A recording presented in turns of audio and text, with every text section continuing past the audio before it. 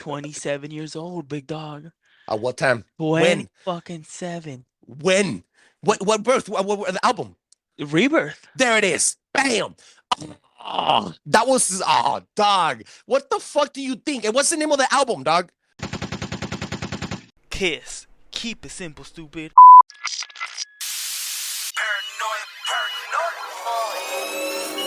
Tell me, boy.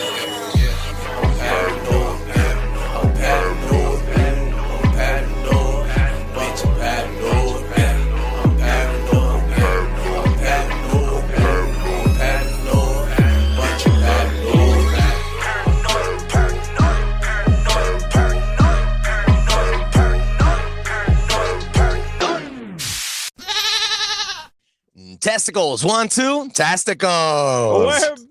We're back. What's Gucci, huh?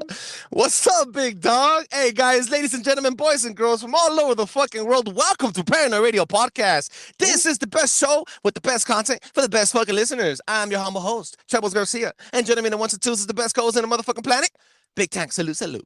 Salute, brother. Salute. Oh, beautiful morning. What's going on, big dog? I'll tell you what's fucking going on, guys. Dude, I shit you not, boys and girls, this is happening right now, live from the city of Chino, and Pomona. Dude, I was driving to work, as everybody fucking knows, I live in LA and I work in Pomona, so I work about 50, 45 miles out of my house, right? And I'm driving, I'm talking, and I'm doing my usual shit, and it's funny that we mentioned this shit in last week Pushing Rope show, that we're the best fucking people that are on the phone and driving. Well, guess what? This time I was not on my phone, but I was driving. I turn around, I'm in front of my job, I bust a U-turn, and I smack that ass to an old Chinese lady. To that old Chinese lady, if you know that you were in the presence of Paranoid Radio Podcast most humble host, Trebles Garcia, this goes out to you. I'm sorry. I am not fucking admitting guilt, but I am fucking sorry. Guys, I just fucking crashed, and now I'm recording from the inside of my broken car with Big Tank on the other side of this fucking virtual connection. Ay, vamos a darle, chinga su madrecito. Oh, man, what a fucking day. Well, everybody, thank you so much for fucking joining back. I hope you guys enjoyed the Flash News 1 episode last week. As you already know, we're going to start dropping these Paranoid Radio Podcast shows weekly once again. Today we have an amazing fucking show lined up, but Big Tank, please connect the randomizing machine. Give me the listener of the week. Randomizing machine, do your thing! Paranoid Radio. Listen to that baby purr. Big Tank, who do we have today? CL9_06. Once again, CL9_06. My brother, this episode goes out to you. I hope you like it. And we appreciate you, big dog. Till the next one. CL9_6? 06. 06. That is right. Thank you so much for tuning in. 006. How am I not playing 06? This episode goes out to you now. Big Tank, it's a bird, it's a plane. Nope. It's Paranoid Radio. Big Tank, what is happening?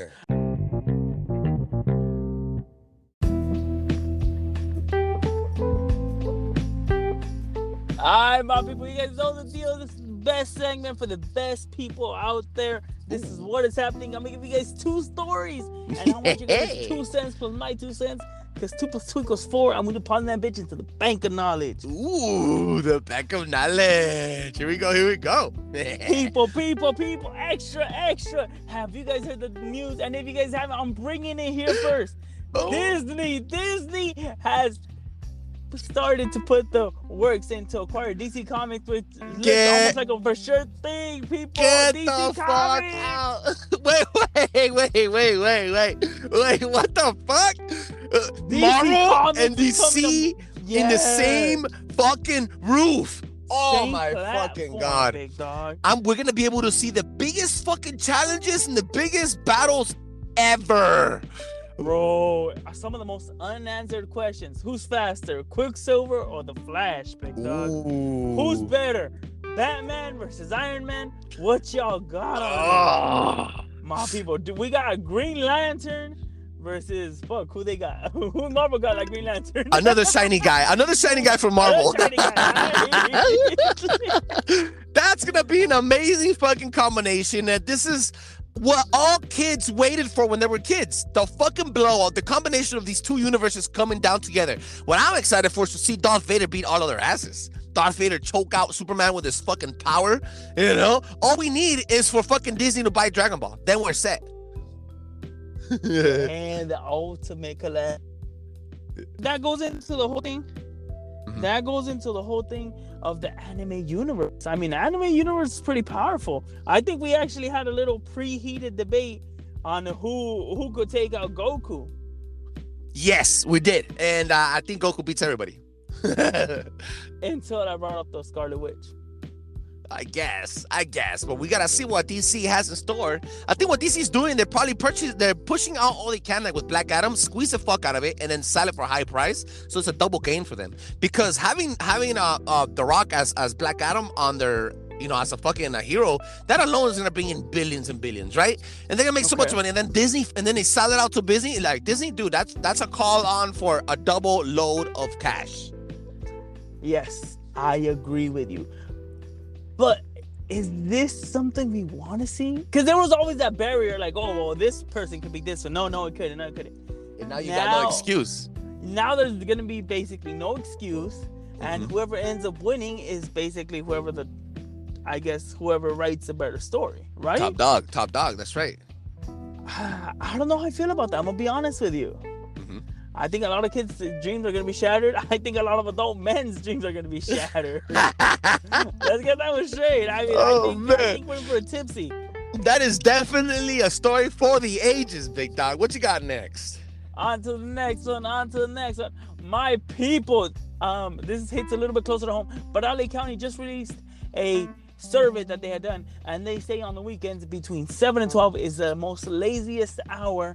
And I'm actually against this one because I know a lot of people, especially a lot of Hispanics, that actually wake up early and go to church. Yeah, 110% wake up, go to church. Me personally, this weekend, I'm going to be honest with you guys, I relaxed. Completely relaxed. I didn't do anything. Actually, Saturday I worked. Correction. I was actually up and early. Hey, you know what? So half and half. 50-50 toss-up. A 50-50 toss-up. But on Sunday, I was relaxing, chilling, just enjoying myself. I didn't do anything until way later in the afternoon.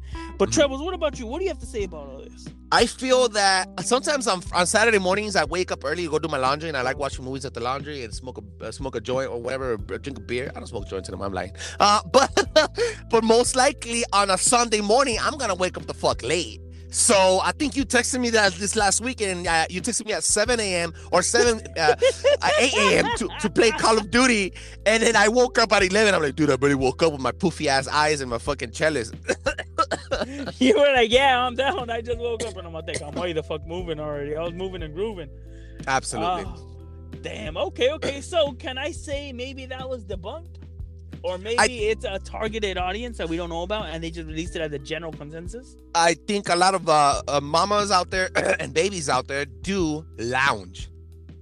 Yes. It doesn't necessarily mean that they're actually waking up late, but they are lounging, which also pushes them to say they're lazy as fuck. So I want to say that statistically, it is not incorrect. I'll give it a true on that one. Okay. I like that. My people, this was what is happening. These were your two official stories. I'm hoping you guys liked it. At least the DC universe coming into part ways with Disney and Marvel. Fucking Disney's owning everything, dog. I wonder if Disney ever wants to buy us out.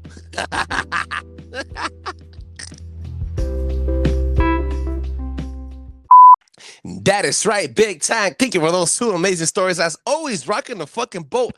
And I'll be honest with you, dog. I still cannot believe Disney's about to fucking purchase DC. That's another fucking telling you, big dog, telling you. I know, for real. Now, everybody, we got an amazing fucking show. Amazing content for amazing listeners like you. If please allow me to jump from the deep end of the pool and set the fucking mood because, and I quote, "You may bury my body down the highway side so my evil spirit can still catch a ride." And I quote Robin Johnson, the master of the Delta Blues. We are now revisiting the topic, In case people missed it, the 27 Club.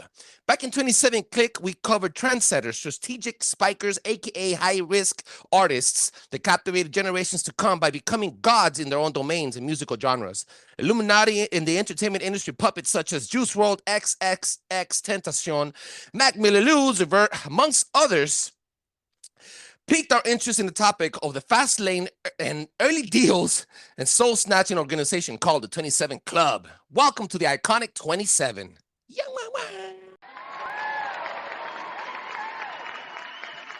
Yes, yes. So if you guys didn't know, this is basically almost a part 2, a remastered. We had a major bang. So Let Paranoid me know a little Radio about that. yeah. Right off the top of the head, Paranoid Radio has not had some of the best. How would we put it, big dog? Nah, every single episode is a fucking episode. Some episodes just go underrated under the radar. 110%, 110%. So I would actually recommend you go check it out. Or who knows, we might do a remaster. Ooh, check that out. So best believe, let's dive into the 27th Club. The 27th Club is what you call a lot of, I guess, emerging or top tip artists at their prime, and they seem to fatally pass away. Yes. That's the most basic sense if I could put it out. Now, if you allow me to inject, Big Tank, we spoke about the 27 Club back in season 2, and I have to quote myself saying something. Remember that secret societies are not the same thing as societies with secrets. Having said that, I want to let you guys know that there's a group of people, elite group of people, artists, special people that have very powerful influence, like influencers over our children, and even had influence over us when we were kids.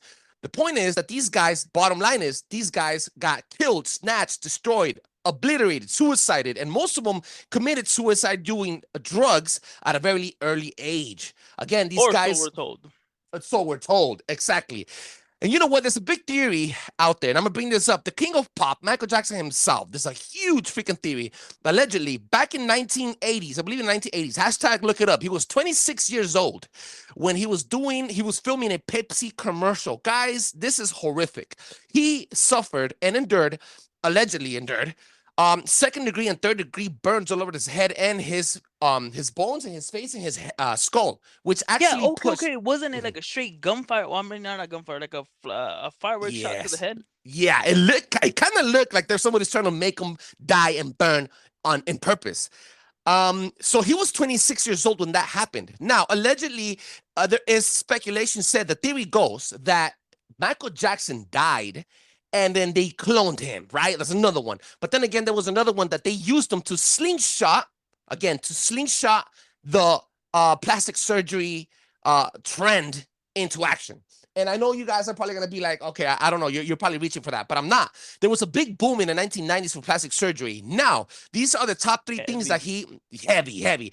Forehead lift, cheekbone surgery, and altered lips and rhinoplasty. These are the 4 top things. Again, remember, he didn't even have a fucking a nose. He went through so much surgery that he didn't even have a fucking nose. This guy had to sleep in a hyperbolic chamber to preserve his plastic body from rotting every single day. Hashtag look it up. So again, I'm not saying that he was part of the 27 Club, but right before he turned 27, he had to go through a massive transformation like Transformers to actually be a little bit more relevant to our lives. I like that. Okay, so it doesn't necessarily saying he's dying, but it's almost to the rebirth. Point. Yes, a rebirth. Yeah. Okay, which could be a form of dying, believe it or not. So if I had to basically say, you saw a lot of dramatic change after that happened with Michael Jackson. A lot. That's when trends. That's when he went from his flashiness, doing all these major shows, to a lot more remote Michael. Yes, he still did show, but it wasn't the same. And he started going cuckoo. And now this show is not only about Michael Jackson. There's other big names in here that we want to fit in within this time span. Jimi Hendrix, he is the king. I don't know if you guys knew, but Jimi Hendrix used to play the guitar with his right hand, with his guitar upside down. And he used to play a lot of ritualistic music. In fact, there's such little theories that allegedly, right, that he was going through issues with the mafia, and the mafia actually poisoned him to destroy him at the age of 27, joining and being one of the most iconic deaths of the 27 Club to date. which is fucking weird, bro, because this is not the first time that we see an artist not only overdose, but strategically die on heroin while on tour and being at the peak of their power and influential entertainment career. You get what I'm saying? Yeah, no. I mean, he was iconic. He's a legend as it is, Hmm. but especially even more after he passed away, because that's the type of fame he had. That's the type of power he had. He was one of the greatest musicians. To this day, there's stuff that a lot of people can't even do. The rhythm he had, the Exactly. plainness, it was just beyond belief. So let's talk about another one. This one's a little bit more hip hop. Hmm. Mac Miller. Okay, Mac Miller has been one of the most influential, not only rappers, but deaths that we heard of before he was 27. And I think he died right after he turned 26, before he even turned 27 years old. Yes. So one of the most famous lines that suggested that he joined the 27th Club is when he did a He had a song. quote? Yes. So believe it or not, he goes to everyone who sells me drugs, don't mix it with that bullshit. I'm hoping not to join the 27 Club. I always imprinted this as it is. Don't mix his drugs with Ah, bullshit as he wanted them to be as potent as possible.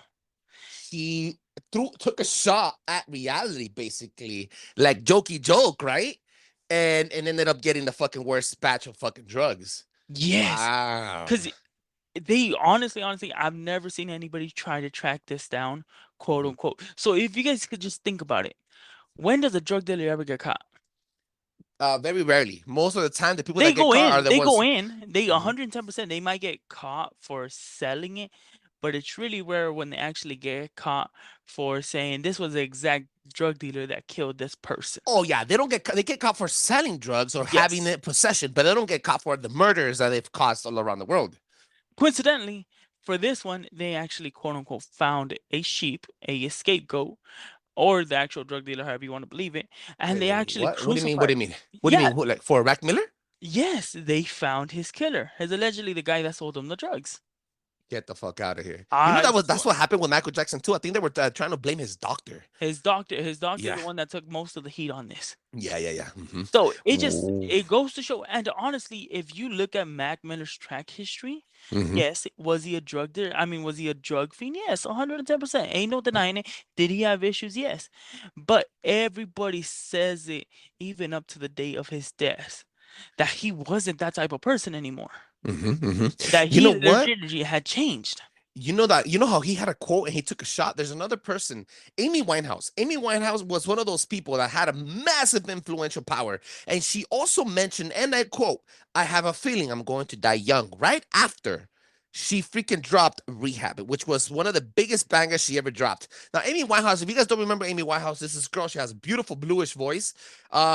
She brought in the Bump It. And I don't know the steez. I don't know if you guys remember when girls who used to tease their hair had like a little bump it on the top with a little copetito. Oh, that's almost Luciniki?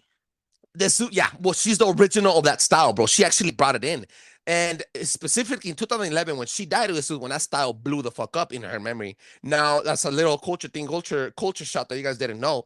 She did mention this, and she also went through heartbreak. And allegedly, she was supposed to be a hardcore heroin addict, and yeah, there was this also. If you YouTube it. There's fucking concerts where she's actually performing all fucked up and high and drunk. However, it seems like she was targeted for something and they needed to fucking knock her off fast. On top of that, her ex-boyfriend took a lot of the money. So I'm not trying to say that her ex-boyfriend killed her or anything, but there was definitely a money grab there as soon as she passed away. So like Elisa Dose, a hot shot? Yeah.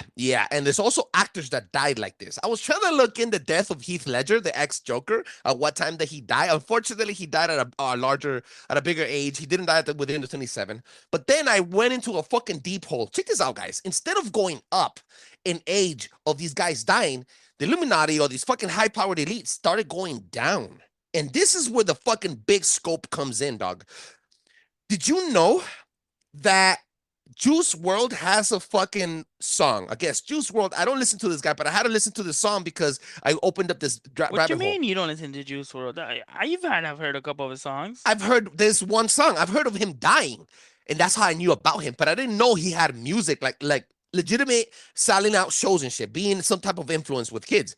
Check this out, dude. Believe it or not, I mean, Uh-huh. before you dive straight into it, he's actually pretty sick when it comes to freestyle. Okay, so he did literally, he was just saying one or two things. Mhm. It's his own style. Okay, we've He did all have heard. melody. He did. He did. He was a He did talented have young man. melody, and he did have his own creation of his own beat, which wasn't any type of generic shit compared to like I guess you could say trap music right now, Mhm. which is what's popping right now. Uh-huh. Juice WRLD definitely had his own style to it. Even who he signed to, Little Baby, who's more of a drill rapper, I guess you could say, with a little Mhm. bit more southern style. Mhm. Even him, that's the reason he was attracted. And to this day, he has I don't know how many songs of Juice WRLD just stacked up in hard drives because he was That's fucking constantly in the crazy. studio. Okay, so after all these guys were dying, they started to getting exposed. So the Illuminati, the entertainment industry, was getting exposed, and the 27 Club was one of the biggest fucking movements that people actually started believing in. So guess what they started to do? They started making the 21 Club, the transformation, hence the beginning of a new era of kids that are just bringing fucking powerful lyrics, powerful music, hardcore beats, and then they die at a very early age. I'm gonna give you a few examples. Juice WRLD said in one of his songs, and I quote, "What is this 27 Club? We won't even live past 21. He says the N word a couple times that I can't say on this fucking show. And I quote, however, he said, he said that they would die before they met 21. XXX Tentacion. I think Tentacion. How do you say his name?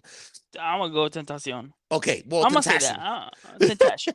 And then you have a bunch Temptations. of, yeah, then you have Juice WRLD, then you have Pop Smoke, and many other Lil Peep, all these other little rappers that are dying before 21. In fact, Xanax, what's his name? The fucking Xanax kid? What's his Oh, name? Lil Lil Xan. Xan, yeah. Lil Xan, like little kid. That guy almost got killed because he was exposing the 21 Club. I found this shit out, and he went to rehab because he almost died, and he got almost suicided. Hashtag look it up. These names are irrelevant now. These names are having an impact on the next 10 years of generation. But after 10 years of that, kids are going to forget. They don't have hit wonders like songs that you're going to go automatic classics. However, you have to understand that they're not only doing that to fucking kill young people and kill young souls, but to attract the souls of your kids, our kids. If I could be honest with you, 110%, I think 27th Club is the latest you could join. What do you But mean? Explain that. Explain that. okay, What do okay. we? Give me that theory. So if you look it up, a lot of influential people, up and coming artists or artists that are in their prime, Mhm. have mostly died between the ages of 21 through 27. And Okay. I'm gonna just name a few. Okay. Notorious B.I.G. 24. Buddy Okay. Holly, age 22. Okay. Billy Mercier, age 21, which was a rock band. Mm-hmm. Okay. Big Al, age 24. Okay. Sid Vicious, age 21. Tupac, Age okay. 26. Otis Redding, 26. Ayala, R&B singer, age 22.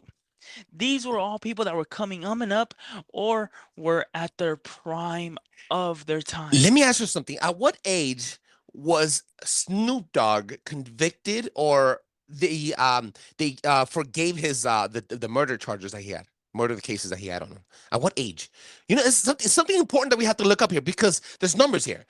If by any means he was 21 years old, then this is when he got his second chance. And we have to look at not only Snoop Dogg, we have to look at all these rock artists. And after what they did after their 27th birthday to maybe change their name, change their look, change their style, change their genre of music, because that means, speculating here, right? Figuratively, Okay, okay. what that means is that these people, they were so stuck with their style and so hardcore that if they did not have to recreate themselves, because you have to understand, we've talked about this before. 21 years old.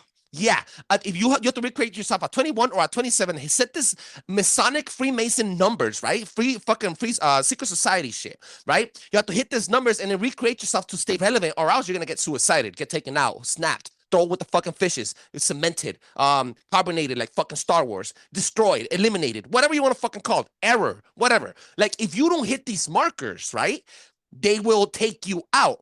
Which is why these fucking artists, we've mentioned this plenty of times, they recreate themselves in many ways and sometimes even switch genres. Can you look up when? I don't know if you have. I don't know if you have access to a computer right now. Can you look up when Lil Wayne dropped the Rock album, Rebirth? Rebirth. Let's find out. Look it up right now. Look it up on your phone real quick. All right, this is live. Fucking look, right? We're actually bringing up the new little thing now. All right, check this out. We're gonna start researching shit now. So bringing you up the fucking statistics. At what age did he drop Rebirth? If it was at 27 years old, then that's what I'm saying. Speculating, or before 27. 27 years old, big dog. At what time? 27. When? What birth? What the album? Rebirth. There it is. Bam. Oh, that was dog. What the fuck do you think? And what's the name of the album, dog? Rebirth. There it is, bro. And Rebirth. And what was the fucking album about? What was the album about? Reinventing himself from it was being a rock normal. album. Yes, from him being in normal to him being in hip hop.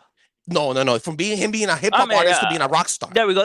You right. Dog, that was a live fucking search for you guys. Hashtag look it up. Do the fucking verdict yourself, guys. Please, you have a fucking computer with milliseconds of information in your hands. Stop being fucking lazy. There's number games. There's some number games, dog. In order to stay relevant, you need to fucking recreate yourself. You have to rechange. Then he changes to when he was 33 years old, he changed his name to Tunchi again to stay relevant. And these are all fucking markers in Freemasonic Illuminati entertainment industry fucking factor games.